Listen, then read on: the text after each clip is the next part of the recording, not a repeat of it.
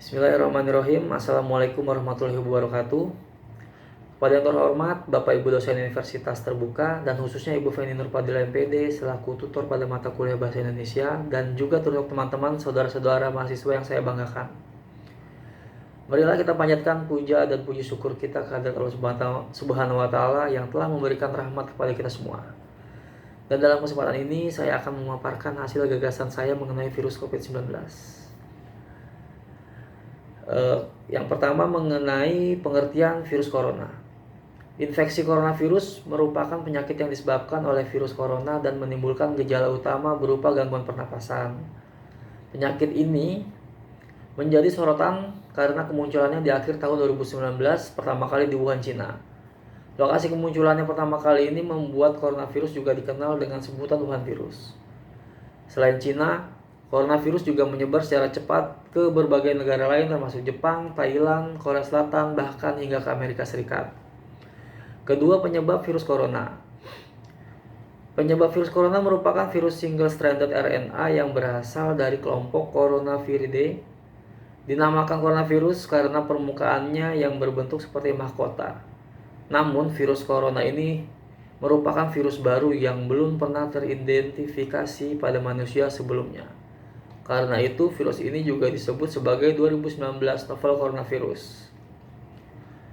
Virus corona umumnya ditemukan pada hewan seperti unta, ular, hewan ternak, kucing, dan kelelawar.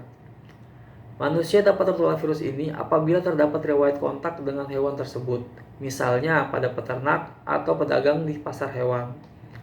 Namun, adanya ledakan jumlah kasus di Wuhan menunjukkan bahwa coronavirus dapat ditularkan dari manusia ke manusia. Virus bisa ditularkan lewat droplet, yaitu partikel air yang berukuran sangat kecil dan biasanya keluar saat batuk dan bersin. Apabila droplet tersebut terhirup atau mengenai lapisan kornea mata, seseorang berisiko untuk tertular penyakit ini. Meski semua orang dapat terinfeksi virus corona, mereka yang lanjut usia, memiliki penyakit kronis, dan memiliki daya tahan tubuh lebih rendah, rentan mengalami infeksi ini serta komplikasinya. Ketiga, gejala virus corona. Gejala coronavirus bervariasi, mulai dari flu biasa hingga gangguan pernapasan berat menyerupai pneumonia. Gejala corona yang umum dialami mereka yang mengalami infeksi coronavirus adalah demam tinggi disertai menggigil, batuk kering, pilek, hidung berair dan bersin-bersin, nyeri tenggorokan, sesak napas. Gejala virus corona tersebut dapat bertambah parah secara cepat dan menyebabkan gagal nafas hingga kematian. Center for Disease Control and Prevention atau CDC, gejala infeksi virus 2019 nCoV dapat muncul mulai 2 hari hingga 14 hari setelah terpapar virus tersebut. Keempat, diagnosis virus corona. Infeksi coronavirus umumnya diketahui melalui gejala dan pemeriksaan fisik yang dikeluhkan pasien.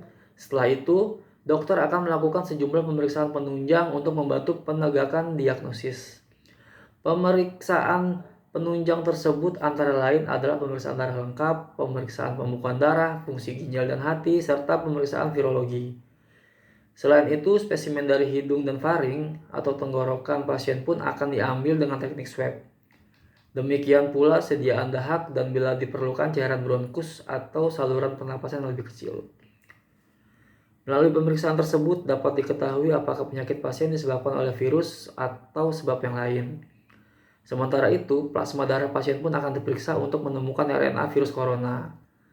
Untuk pemeriksaan radiologi, dapat dilakukan pemeriksaan ronsen dada dan CT scan dada. Sebagian besar pasien akan menunjukkan gambaran kekeruhan di kedua parunya. Kelima, komplikasi virus corona. Pasien yang terinfeksi coronavirus dapat mengalami gejala gangguan pernapasan seperti pneumonia berat, seperti demam tinggi, dan sesak nafas. Komplikasi seperti gagal nafas, gagal jantung akut, dan infeksi sekunder akibat kuman lainnya dapat terjadi bila kondisi tersebut tidak segera diatasi atau bila penyakit mengalami perburukan dengan sangat cepat. Keenam, pengobatan virus corona. Hingga saat ini belum ada terapi antivirus yang terbukti efektif untuk mengatasi infeksi 2019 novel coronavirus. beberapa antivirus yang telah berhasil menangani infeksi MERS-CoV dan SARS-CoV ini. Penderita yang terinfeksi virus corona akan menerima terapi yang bersifat suportif untuk mengurangi gejalanya.